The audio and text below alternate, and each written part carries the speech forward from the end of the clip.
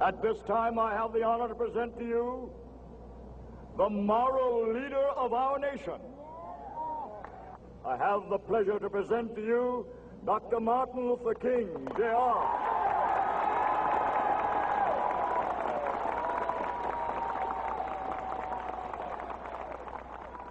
I am happy to join with you today in what will go down in history as the greatest demonstration for freedom in the history of our nation.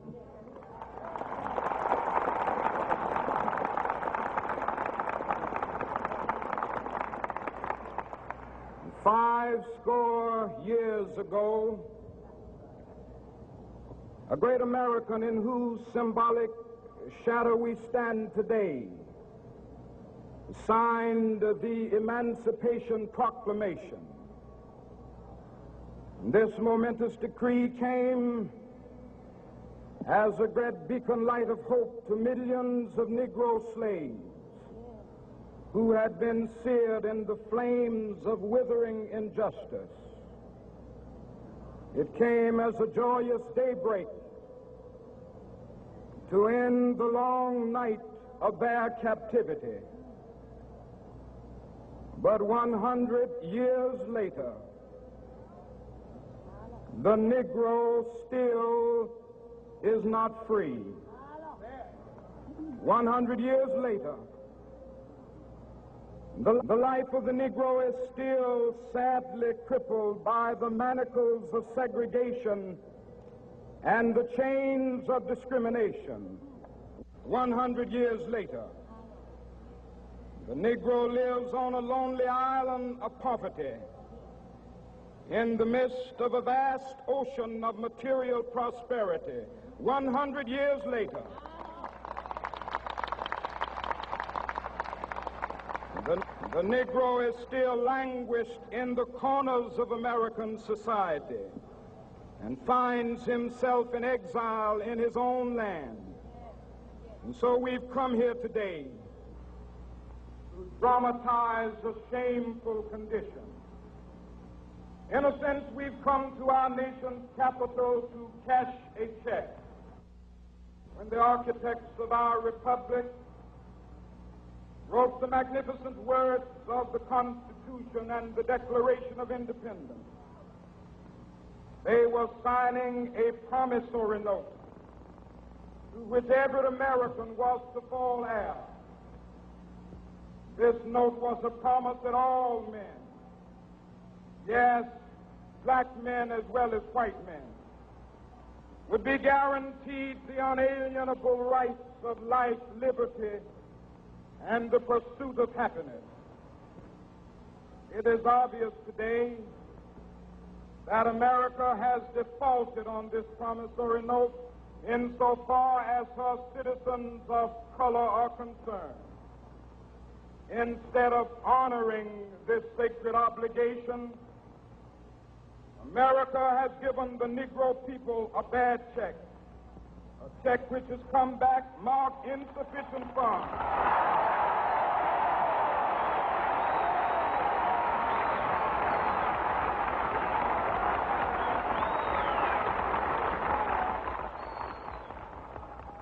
But we refuse to believe that the Bank of Justice is bankrupt.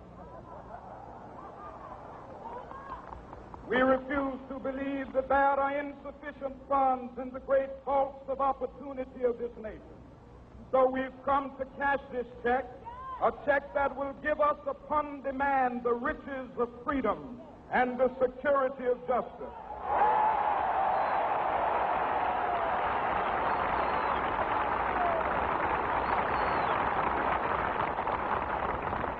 We have also come to this hallowed spot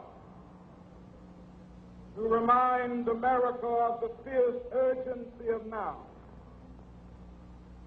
This is no time to engage in the luxury of cooling off or to take the tranquilizing drug of gradualism.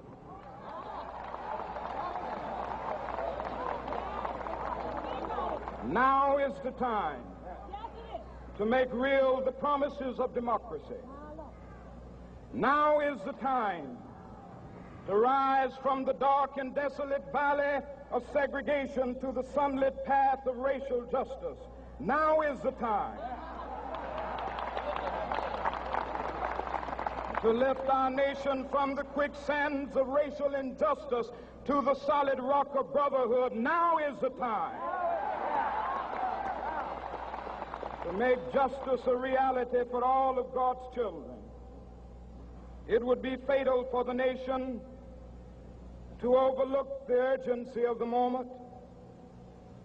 This sweltering summit of the Negro's legitimate discontent will not pass until that is an invigorating autumn of freedom and equality. 1963 is not an end, but a beginning. Those who hope that the Negro needed to blow off steam and will now be content will have a rude awakening if the nation returns to business as usual.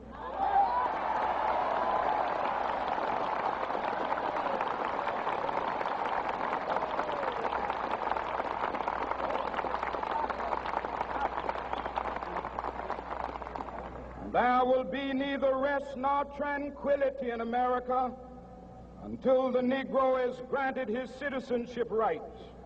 The whirlwinds of revolt will continue to shake the foundations of our nation until the bright day of justice emerges. But that is something that I must say to my people who stand on the warm threshold which leads into the palace of justice.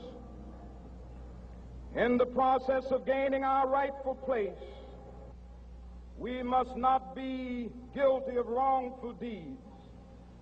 Let us not seek to satisfy our thirst for freedom by drinking from the cup of bitterness and hatred.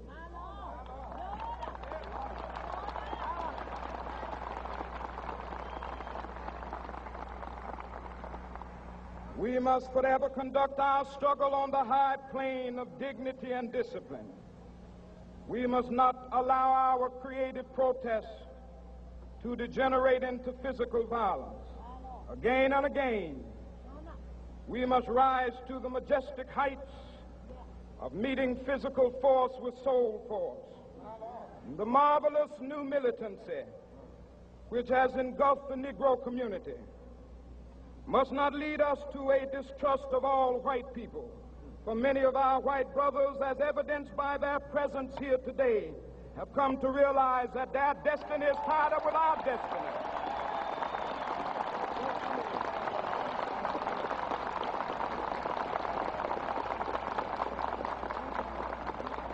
And they have come to realize that their freedom is inextricably bound to our freedom. We cannot walk alone. And as we walk, we must make the pledge that we shall always march ahead. We cannot turn back. There are those who are asking the devotees of civil rights, when will you be satisfied? We can never be satisfied as long as the Negro is the victim of the unspeakable horrors of police brutality. We can never be satisfied as long as our bodies, heavy with the fatigue of travel, cannot gain lodging in the motels of the highways and the hotels of the cities.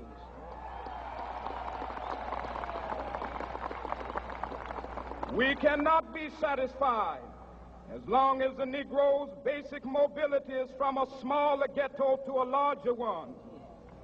We can never be satisfied as long as our children are stripped of their selfhood and robbed of their dignity by signs stating for whites only.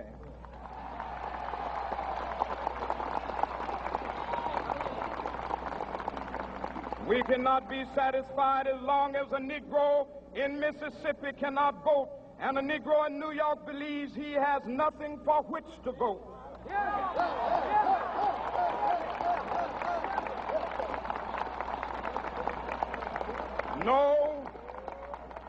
No, we are not satisfied, and we will not be satisfied until justice rolls down like waters and righteousness like a mighty stream.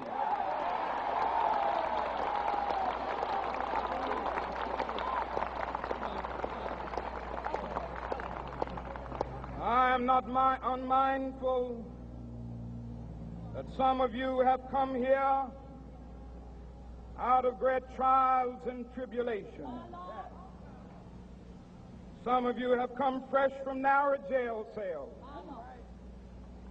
Some of you have come from areas where your quest for freedom left you battered by the storms of persecution and staggered by the winds of police brutality. You have been the veterans of creative suffering. Continue to work with the faith that unearned suffering is redemptive. Go back to Mississippi. Go back to Alabama. Go back to South Carolina. Go back to Georgia. Go back to Louisiana. Go back to the slums and ghettos of our northern cities. Knowing that somehow this situation can and will be changed. Let us not wallow in the valley of despair. I say to you today, my friend,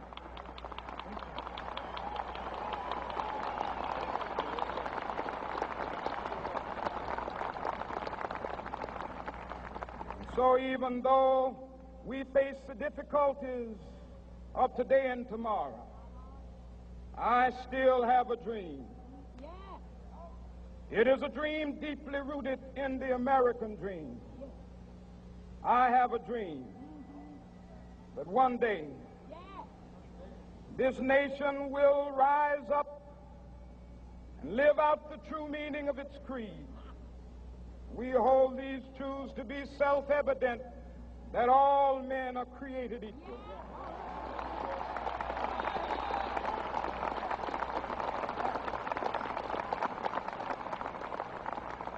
I have a dream that one day on the red hills of Georgia, the sons of former slaves and the sons of former slave owners will be able to sit down together at the table of brotherhood.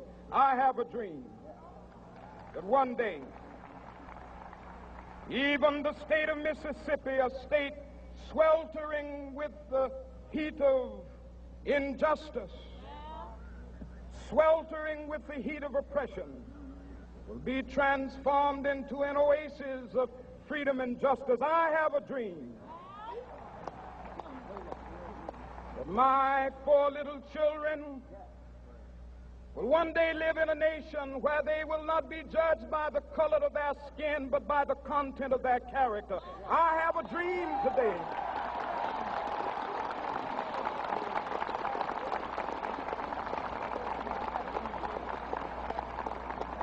I have a dream that one day, down in Alabama, with its vicious racists, with its governor having his lips dripping with the words of interposition and nullification, one day right there in Alabama, little black boys and black girls will be able to join hands with little white boys and white girls as sisters and brothers. I have a dream today.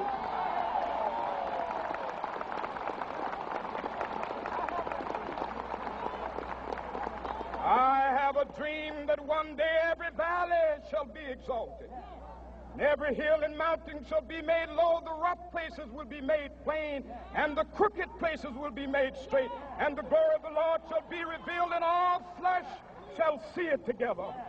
This is our hope. This is a faith that I go back to the South with. With this faith, we will be able to hew out of the mountain of despair a stone of hope. With this faith, we will be able to transform the jangling discords of our nation into a beautiful symphony of brotherhood. With this faith, we will be able to work together, to pray together, to struggle together, to go to jail together, to stand up for freedom together, knowing that we will be free one day. This will be the day. This will be the day when all of God's children will be able to sing with new meaning, "My country, 'tis of thee. Sweet land of liberty, of thee I sing. Land where my fathers died, land of the pilgrim's pride. From every mountainside, Let freedom ring, and if America is to be a great nation, this must become true. And so let freedom ring from the prodigious hilltops of New Hampshire. Let freedom ring from the mighty mountains of New York. Let freedom ring from the heightening Alleghenies of Pennsylvania. Let freedom ring from the snow-capped Rockies of Colorado. Let freedom ring from the curvaceous slopes of California. But not only that, let freedom ring from Stone Mountain of Georgia. Let freedom ring from Lookout Mountain of Tennessee. Let freedom ring from every hill and molehill of Mississippi, from every mountainside. Let freedom ring, and when this happens, and when we allow freedom ring, when we let it ring from every village and every hamlet, from every state and every city, we will be able to speed up that day when all of God's children, black men and white men, Jews and Gentiles, Protestants and Catholics, will be able to join hands and sing in the words of the old Negro spiritual, free at last, thank God Almighty, we are free at last.